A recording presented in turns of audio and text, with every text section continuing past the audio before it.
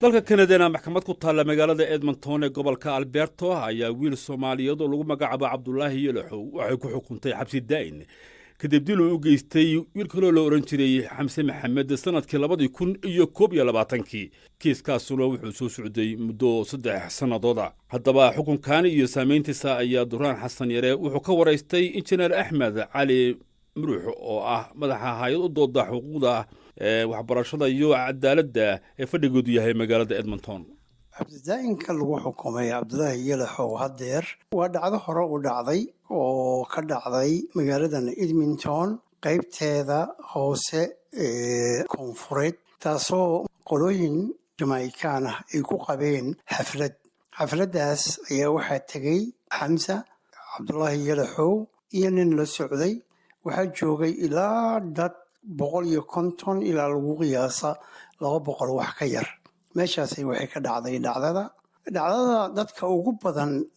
oo meesha ka qayb galay waxay ahaayeen dad la casumay oo ay casumayn qolada meesha dhiganaysa tegitaanka Xamse iyo Cabdullaahi Yalaxow iyo ninkii la socday iyo kulli waxay ahaayeen iska tag ay tageen marka waxa meesha ka dhacay ayaa waxay tahay waxa weeye dagaalku wuxuu dhex maray dhalinyaradii Soomaaliyeed ee meesha tagay khaas ahaan Xamse iyo Cabdullaahi Yalaxow asaas laaligeed waxay keentay in Xamse meeshii uu ku nafwaayo Cabdullaahi Yalaxowna dambigii uu galay lagu xukumo maantay xabsi daa'in hadda ka hor dacwad ayaa lagu soo oogay wiilkan Soomaaliga ugu dambeyntiina haatan xabsi daa'in ayaa lagu xukumay maxay maxkamaddu u cuskatay go'aankeeda maxaa kamid ah dambiyada lagu helay wiilkan dhinaca booliiska markay xogta soo aruuriyeen waxay dhacday sanadkii hore November in lagu soo oogo dambiga markii la eegay fiidiyowyadii iyo wixii markii la baaray oo la eegay xilliga ay soo galeen xilliga ay yimaadeen dadkii maxaa la yidhaahdaa yacni joogay meesha markhaatiyaashoodii baaritaankoodii markay dhammaysteen oo ay heleen xog ku filan in ay maxkamad geeyaan ayay waxay ku dhawaaqeen in ay dembiilayaal yihiin xukunka lagu riday waxa weeye dil hub aan sharciyeysnayn oo aan lahayn sharcigii lagu qaadan lahaa oo ay isticmaaleen saas laaligeed ayaa waxaa dhacday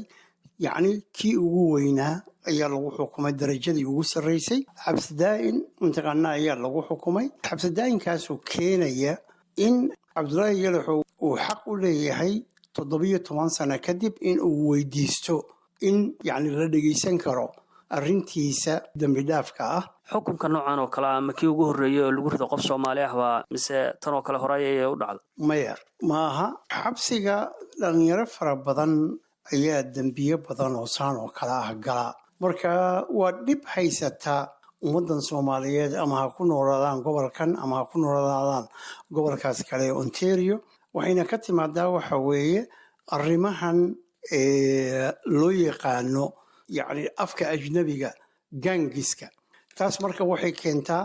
in qaarkoodna xabsi ay ku dhammaadaan qaarkoodna dil ay ku dhammaadaan in maantay nambarka ugu badan ama cadadka ugu badan ee ku dhintay waddankan yacni Canada ee aan joogno markii loo eego ummadaha kale ee nolol nool uu yahay nambarka ugu sarreeya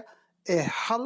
qowmiyad ka dhintay xabsi daa'in marka la dhaho waa arrin adag ma laga yaabaa in dhalinyarada kale ee falalka noocan oo kale ah ku lug leh in go'aankan ay ku qusqaataan taasina ay yarayso dhibaatadii dhalinyarada Soomaalida arrintaas waa arrin u baahan su'aal fara badan laakiin waxaan aragnaa soo noqnoqosho fara badan inay soo noqoto arrinta yaqaanaa oo dhalinyaro fara badan